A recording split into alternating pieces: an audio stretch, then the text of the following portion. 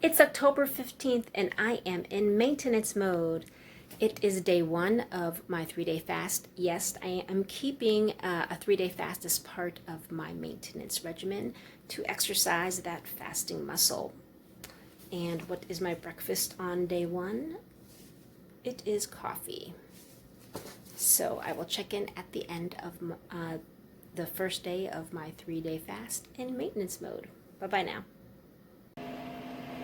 So towards the middle of the day, I felt really icky and crampy, and I realized I most likely needed some electrolytes. I almost wanted to bail out of day one of my 3-day fast. And my keto chow drops hadn't arrived. But towards the end of the afternoon, they did. Magnesium drops. And also my keto chow fasting drops. They arrived, and I put them in my tea. And I feel much better. Like, it's a 180, and I am continuing. So put your drops in, and be sure to get them on automatic shipment, because I ran out. I could have put my salt and my magnesium in it, my drink, but I actually left it at home. So I didn't have my magnesium powder or my salt. So yeah, lesson learned. Be prepared. Hey there, it is day 2 of my 3-day fast, and today was much easier. Yesterday was hard. I had mentioned about my electrolyte drops that will save the day at the end, but at the end of the day, I did find it hard, not because I cooked for my boyfriend. I made him a low-carb pasta, which he really liked. And I actually like cooking when I'm fasting. It doesn't make me hungry.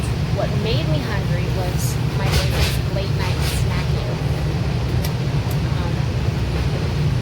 I mean, he snacked with some eggs, but he also snacked with cheesecake. He asked me a couple weeks ago about low-carb. He was interested, and I know that it's going to be a slow process.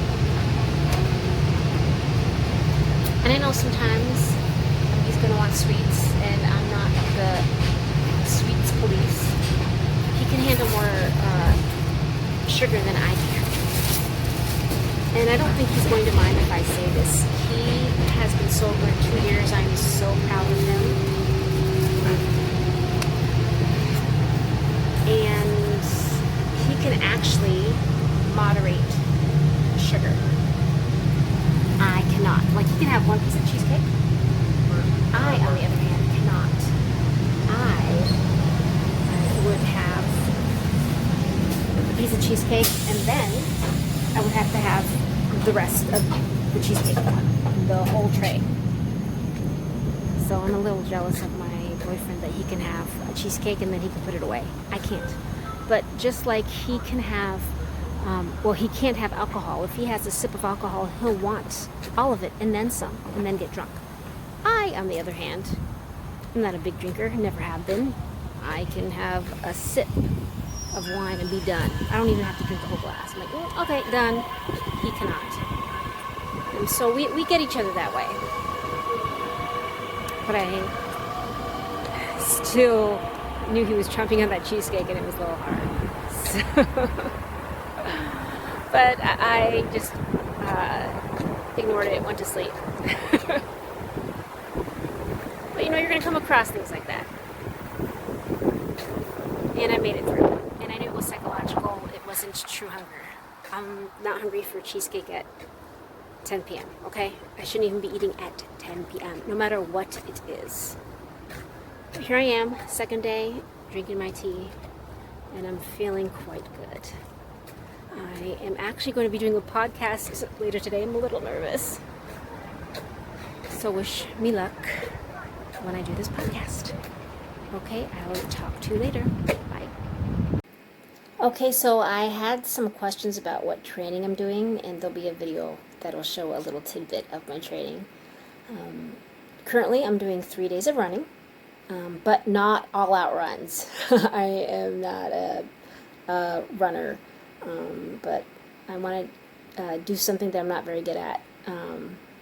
and ever since COVID hit, I like being outdoors more. So I started to incorporate running, trying to get better at something I'm not good at. One day is 3 miles, and then I rest, and then I do 2 miles, and then I rest, and then I do a speedy 1 miler. Well, for me, it's speedy. And I usually do this in the morning. I combine this with a kettlebell program I'm doing in the evenings. So a little tidbit for you, I am also a certified kettlebell trainer. Where was I stopped doing it? But I'm certified in kettlebell sports. I used to be back in 2014, 2015, HKC certified, but that expired a long time ago, and I never went for my RKC, which is more advanced certification, or even renewed my HKC because I concentrated on kettlebell sport. But the program I'm doing now is more hardstyle. Hardstyle roots. It's called Visual Impact Kettlebells by Chris Lopez. It's more aesthetics focused instead of performance, which is the main focus of kettlebell sport. And right now, for me, it's more laid back, and I find I can do visual impact kettlebells with my fasting schedule. I still do 1 day a week of kettlebell sport just to keep my technique up, but only 5 minutes. And I do it via a Facebook group. It's called the Online Kettlebell Challenge. They have a monthly kettlebell sport competition, and it's online, of course, because of COVID. Each month the challenge changes, and you have 2 attempts. I decided to train for the 5-minute challenge once a week, 2 for practice, and then I'll submit my last 2 to the contest. So I get the best of both worlds. I focus on hardstyle kettlebells with the Visual Impact Kettlebell program, and then I can also participate in kettlebell sport still. So again, with COVID, no comps are happening, so online is next best thing. Plus, it's just less stress and more laid back. I don't feel like going all out and competing. I like just competing from home. So I know this sounds like a lot, but truly, this is much less training than what I used to do pre-COVID. I train far more, believe it or not, and this is actually a decrease for me. The Visual Impact program does not kill me. It allows me to still run in the mornings, and I can still do my 1 kettlebell sport workout. And I can do it fasted, and I feel fine. 2 days, 3 days, 5 days of fasting, I am okay. So I have a link below to the Visual Impact Kettlebell program. If you're interested, click on that link. And also, if you're interested in doing a monthly kettlebell challenge, that link is down there too. Though you probably should have some experience with kettlebell sport before you do that, but you don't need any experience doing visual impact kettlebells. So if you decide to do visual impact kettlebells, let me know. Okay, talk to you later, and stay tuned for a little bit of what I do in the program. Just a little bit, because I can't give that program away. Okay, bye-bye now.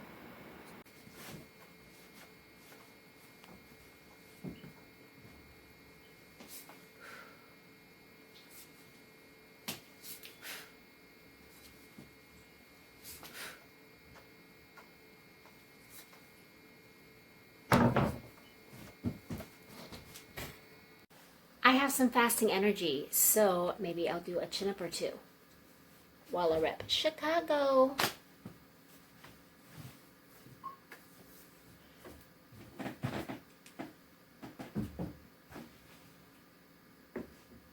Okay, maybe just 1. You'll find out when you're fasting, sometimes you just get some bursts of energy, just like I did.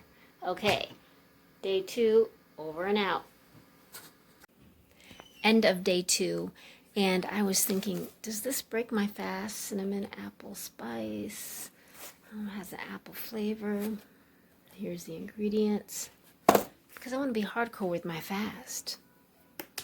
But you know what? I'm already hardcore. I'm doing 3 days, so you know what? I'm going to have some cinnamon apple spice tea during my 3-day fast. I will add electrolyte drops to it, and I'm not going to feel guilty. Thank you, Celestial Seasonings, for making such great flavors. And if you want to send me a free box, go ahead. It's day 3 and it's my fasted 1 mile speed run, which will be followed by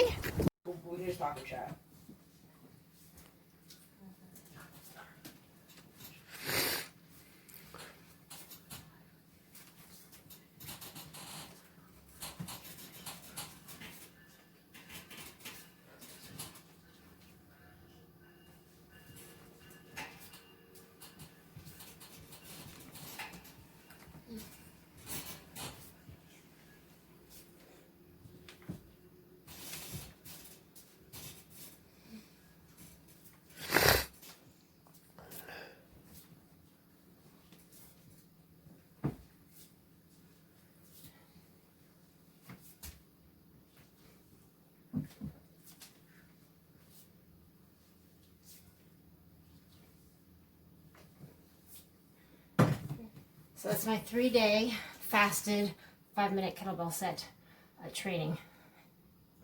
Done. Day 3 of my fast, October 17th, and in the morning, my boyfriend and his kids wanted to go to Bridgeport Coffee to get breakfast. Trigger warning, lots of carbs, lots of donuts, which I stayed away from. I kept with coffee and my fasting electrolyte drops from Keto Chow because you don't want to avoid social situations with your loved ones. So I am back at the 61st Street Farmers Market, and I'm going to get my meat.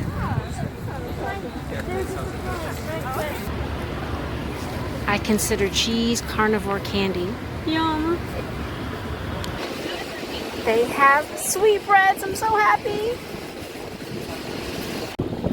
Score 3 sweetbreads and a goat liver from Big Creek Farms. So I am on my fasted walk back from the farmers market, and I get to walk past one of the most beautiful campuses in the country on my way home, the University of Chicago. Can you see it? I get to walk past this. My video really doesn't do the campus justice at all, but it is beautiful. On my way home, I like to listen to podcasts about, intermittent fasting and keto carnivore. Today I listened to Chantel Ray's Waste Away Intermittent Fasting podcast, where she is talking to David Wolf, who is a registered dietitian, and he deals with people who have sugar addiction. He said something that I also heard Dr. Ken Berry mention on Twitter about acne being caused by hyperinsulinemia. And when I was a teenager, even up into my early 20s, I suffered from really bad acne, as do a lot of teenagers, but I suffered from cystic acne. I would get made fun of. I was called pizza face, and it was really, really painful. Mentally and physically, it hurt. I still remember being in class, and besides people making fun of my race, they would make fun of my complexion. I tried everything under the sun. People told me don't eat chocolate, so I didn't eat chocolate.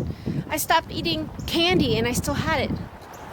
But do you know what I think was one of the main culprits of my acne? Rice. You know how people say Asian people don't get fat eating rice, and that's true. I did not. Also, that's a lie. There are a lot of Asian people that do get fat eating rice, but some don't. I didn't. But do you know how all that rice manifested itself? In acne. I had horrific acne. I had gotten rid of all these bad candies and sweets, and I was eating healthy rice. Eventually, in my 20s, I asked for Accutane. Actually, I might have been 1920. I was in the military, and I advocated for myself. I said, I want Accutane. I'm not leaving this office until I get it. That was the only thing that stopped me from breaking out. And I hadn't broken out again from the time I was 19 until I was in my maybe mid-30s. Of course, then I discovered keto carnivore, and well,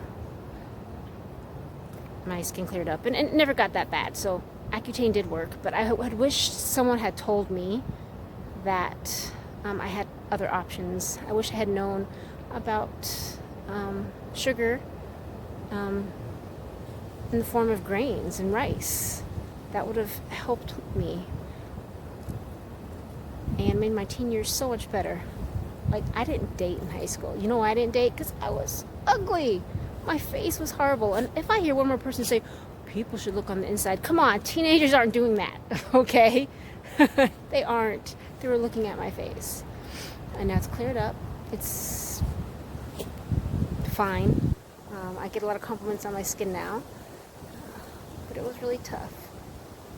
Sitting by myself, being called pizza face, having stuff thrown at me.